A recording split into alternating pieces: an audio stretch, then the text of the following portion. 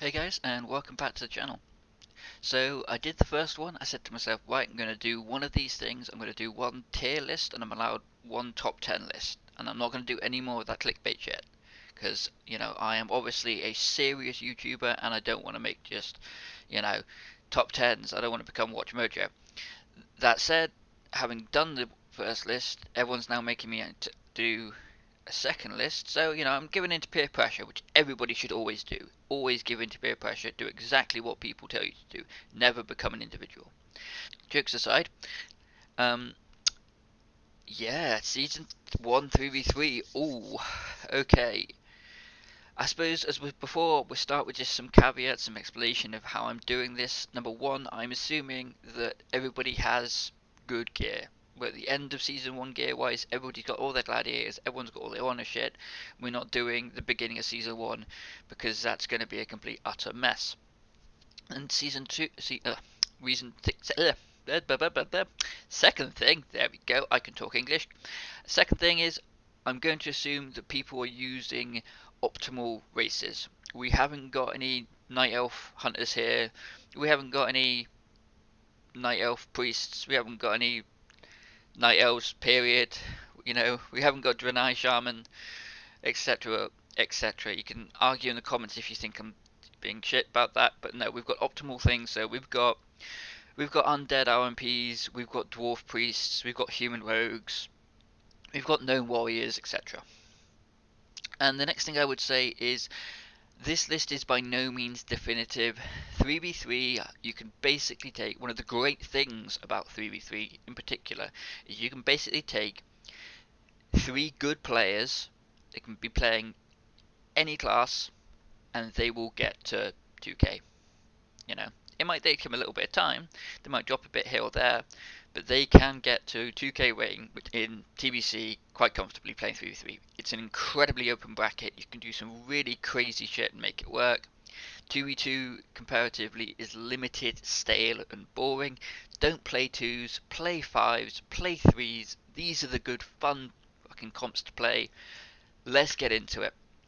Okay, starting off with something a little bit spicy. We've got, so I haven't I someone in the last video suggested to me that I put the uh, the the talent of each class next to it. I kind of tried a little bit with that. I thank you for the idea. I did try, but I found it quite tricky to effectively create that into a single icon that worked.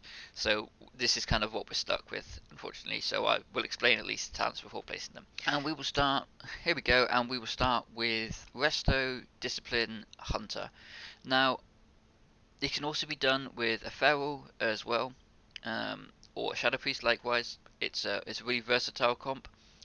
I'm gonna put it in the B tier. The reason for this being that it lacks some of the toys that it needs to make it really truly great. So in season 1 there won't be Earlobe, which is a spirit trinket. You pop it and you gain a load of spirit. Priests use that in this spec in combination with Innovate. So what you'll find is the Druid will be controlling, the Hunter will be dealing damage and burning and controlling, running through traps, and the Priest will be mana burning, etc. The Priest will burn a lot of their mana very quickly, so what they can end up doing is they'll pop the Trinket and get Innovate from the Druid, because the Druid doesn't have to innovate himself, he'll innovate the Priest, and yeah, so this team was made very famous by a couple of guys called Hydra, Beastie, and Churez. They played this sort of MOG stuff, and apparently it was an absolute nightmare to play against. So I'm going to put it as B tier just because in Season 1 I think it lacks some of the gear. In Season 3 maybe, and up, I think it will definitely become higher up. Okie dokie, then we got Double Healer Warlock. This is going to be B tier. I think, again, a little bit of lack of gear on these healers. I think they're just going to get munched a little bit as time goes on. Double healers become stronger, and certainly without Immortal Strike, I think that they will be able to heal through the pressure a little bit and just deal out the damage. Final on the double healer front, we've got Warrior Double Healer. Now, Warrior Double Healer could be absolutely anything. I've only put one comp in, which is the strongest comp, I think, which is Druid, Priest, Warrior. I wouldn't be surprised to see this at the A tier. um, just because it can be tricky to play around, and with certain PvE pieces, like certain crafted gear, it can be incredibly strong. I think we'll probably put it again in the Bs, I think. But if you have like a fully PvE deck to murder warrior, then it probably could maybe tick over into the As. But it's a tricky one. Next we have um, Hunter Lock Druid. Um, oh, see, this is one of the problems with with the 3v3. 3v3 is so balanced that it's really hard to distinguish comps. So I think we'll probably I'm going to put this down into the C tier. The reason being, I think that it can be quite simple to sit and just kill hunters. Hunters can die quite easily, and I think in season 1 they're going to lack again some of their later toys and everything to keep them up. So I'm going to put it in C, and along with them in the C tier, I'm going to put Mageloc Priest. This can be with Shadow, which might in season 1 might actually bump it up to to B tier, but for now I think with just a healing priest, I'm gonna keep it down in the C tier. Christ, this is bloody hard. Shatter play. Oh wait, no, sorry. Lock mage. Sorry. MLS. Here we go. Here we go. Here we go. Here we go. MLS. MLS. I think in season 1 in particular is going to be a bit of a monster. I'm not going to put it up to A, but I am going to put it up to S, but I'm going to put it up to A. I'll explain this comp a little bit, and you're probably going to see some biases from me when it comes to Shaman comps. MLS works with a Destro Warlock and a Arcane Mage, and normally speaking, if you had either an Arcane Mage or a Destro Lock or a Shaman in a 3s team, you'd instantly focus one of those 3.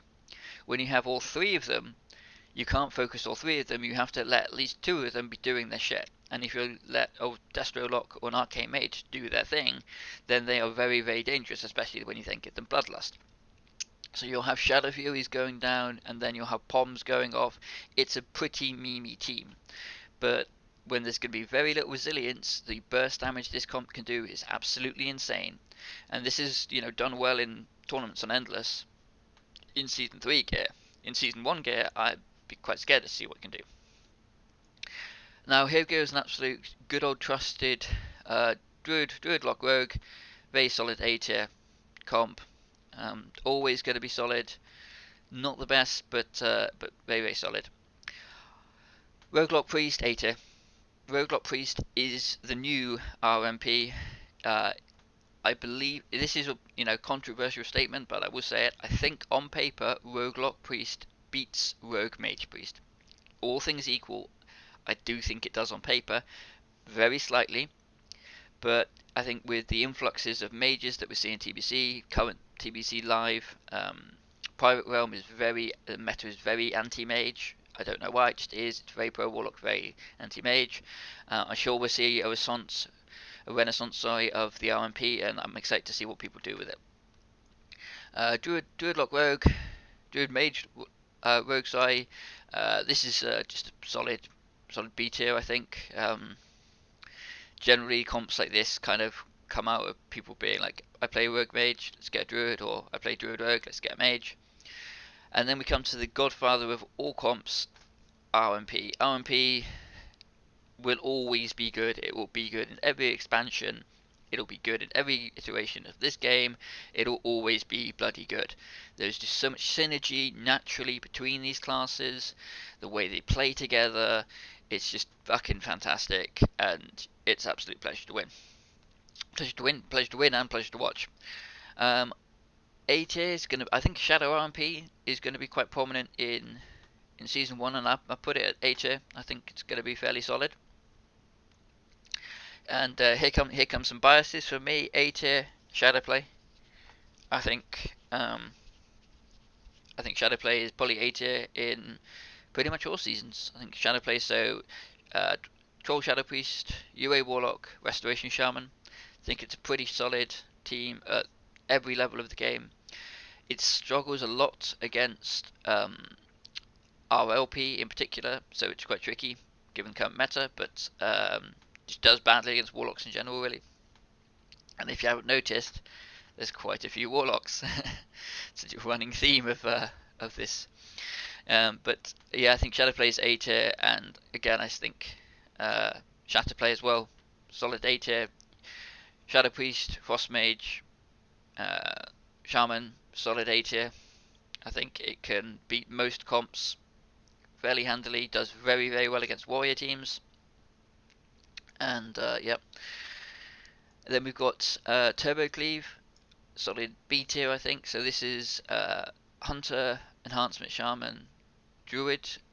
This team can be a nightmare to deal with, and you can play against it, beat it 10 times in a row, and then you'll lose to it. It's a very very strong team, particularly with PvE gear. This is the kind of team that is going to fluctuate depending upon what gear people have access to. If they've got all of the best PvE gear in the game, you know, Illidan bow and things like that on the Hunter, then they will do significantly better than if they're just playing with standard just PvP gear. So, you know, it's a bit of a PvE comp, but what you're going to do. Then we have WLD, A tier. WLD is really good against most of this stuff, but gets destroyed by Shadowplay, specifically in Season 1. Shadowplay, I think, does pretty well against it. It's, you know, it's a tricky one.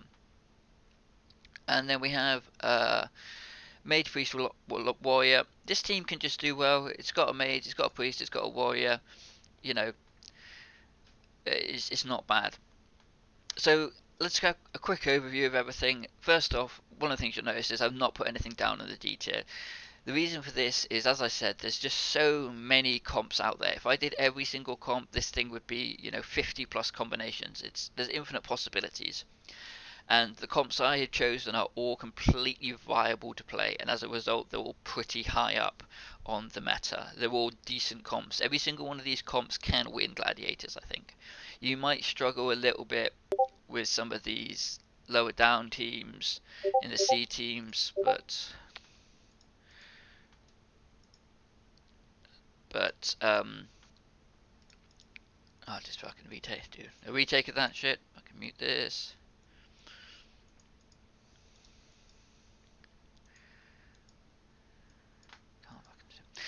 So, as I said, I've included teams I could think of. This isn't an excuse. So, as I said, this isn't, you know, an all-inclusive list. This doesn't include every 3v3 comp ever possible, ever imagined. Those are pretty much infinite. You can do anything you want. You can do some crazy stuff. These are the ones that I think are going to be really competitive. I think everything, certainly from B upwards, can definitely get Gladiators, and I think if you played it well, then certain C tier comps could probably get Gladiators as well. Why haven't I included any D tier? There's just so many comps out there, and I didn't want to include, you know, the truly memey teams. You know, I could have included another 5 teams that were just variants of healer, double healer warrior. You know, I could do druid shaman warrior, I could do paladin shaman warrior, I could do paladin priest warrior, you know, etc, etc, etc.